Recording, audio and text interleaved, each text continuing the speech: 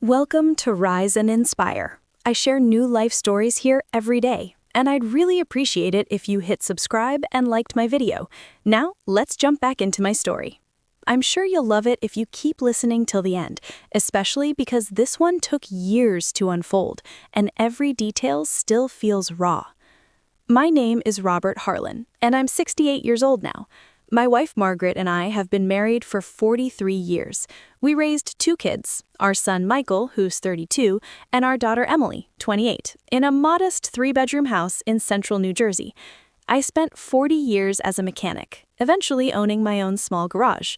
Margaret was a school nurse until she retired 5 years ago.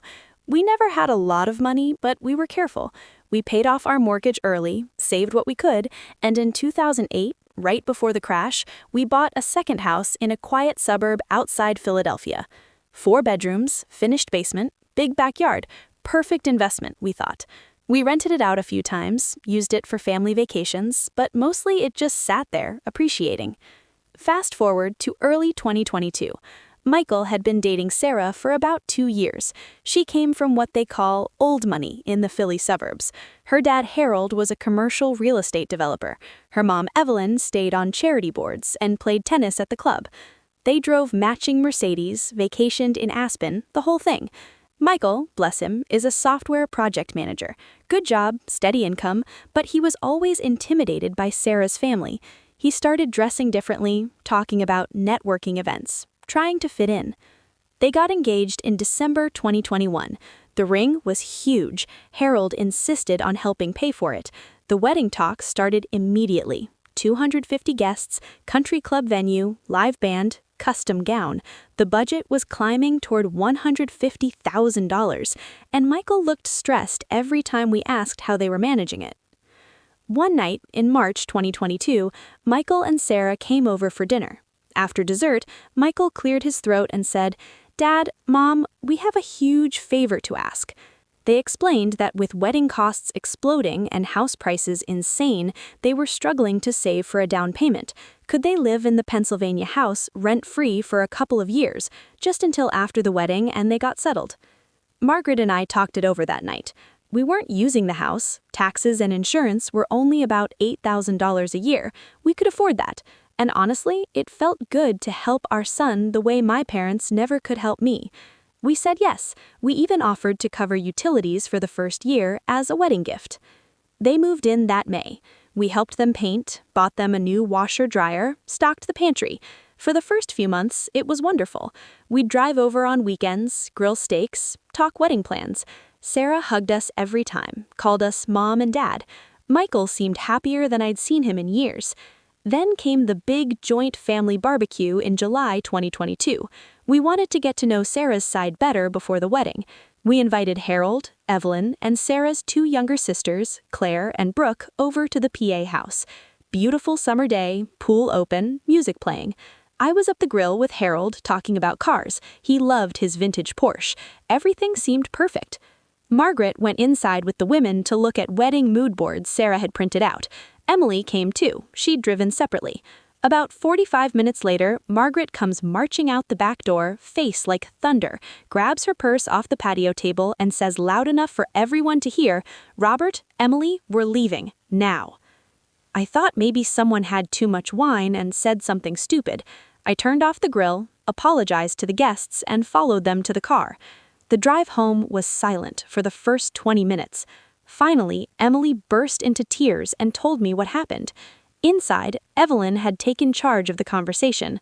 She pulled out her phone and started showing the venue, a stunning historic estate outside Philadelphia that cost $45,000 just for the space.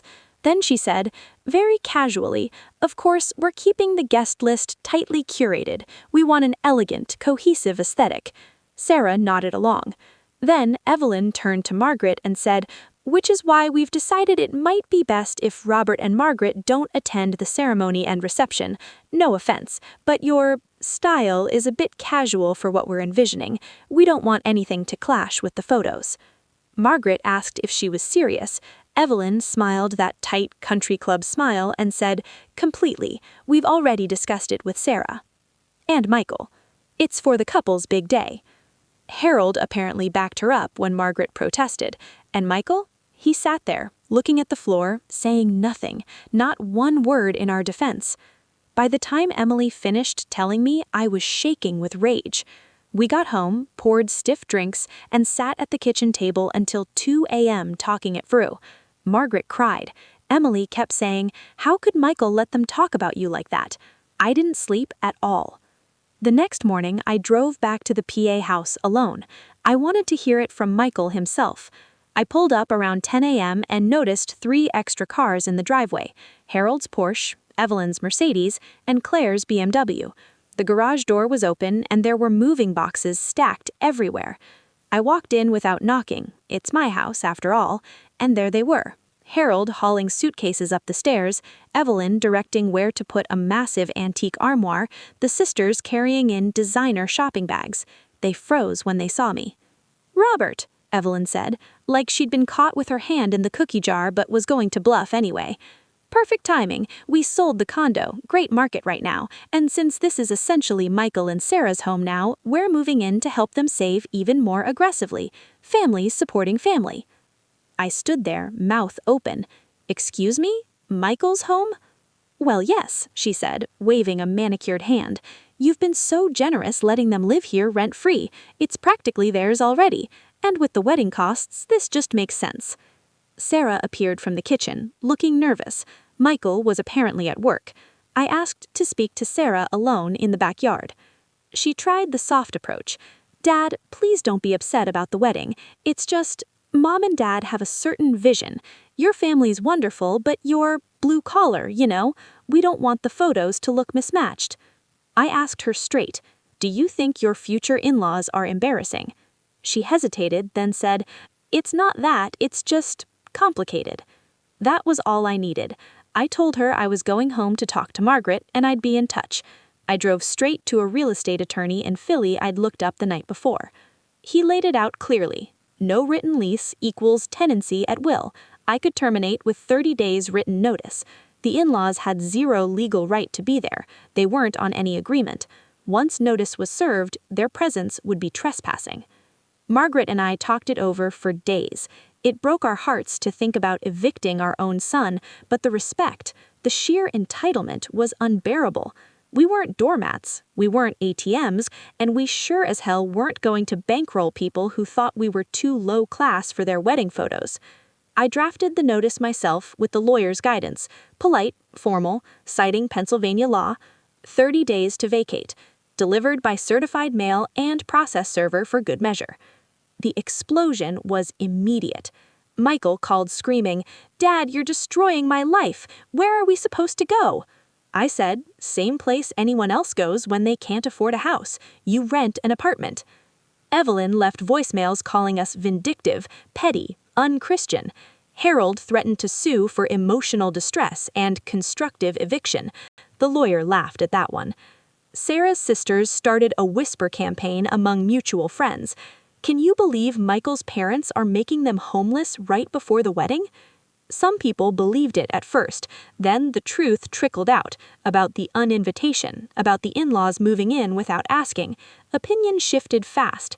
Michael tried every tactic. Guilt, "You're breaking Mom's heart." Anger, "You'll never see your grandchildren." Bargaining, "We'll invite you to the wedding if you let us stay another year." Margaret's response to that one was ice cold. "We don't negotiate for basic respect." They dragged their feet. Day 31 came and went. They were still there. So we filed for formal eviction. Court date set for 6 weeks later. Panic set in on their side. The country club venue required a huge deposit by September. They lost it, had to switch to a much smaller hall.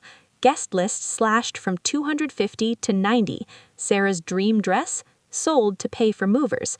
They found a cramped 3-bedroom apartment in a less desirable area. Moving day was chaos. Harold yelling at the movers, Evelyn crying dramatically to anyone who would listen. Michael looked defeated. We didn't attend the wedding. Heard it was nice enough, but scaled back way from most. No live band, no custom florals, no ice shilk. I listed the house quietly while they were still packing. Market was red hot. First open house, we had 18 offers, sold for $68,000 over asking. Cash deal, quick close. The profit went half into our retirement, half into a trust for Emily and any future grandkids, from us directly, no middlemen. Michael didn't speak to us for 14 months. Then, one day in early 2024, he showed up at our door alone. No Sarah. He looked thinner, tired, asked to come in. We sat at the same kitchen table. He cried, really cried, and told us everything. How Sarah's parents had slowly convinced him we were holding him back. How they'd planted the idea that accepting handouts from us made him look weak in their circles. How he'd been too spineless to stand up when they insulted us. He and Sarah were in counseling, but it wasn't going well. Her parents still blamed us for ruining everything. Michael had finally realized the problem wasn't us, it was him letting them dictate his life. We're rebuilding slowly. Sunday dinners again,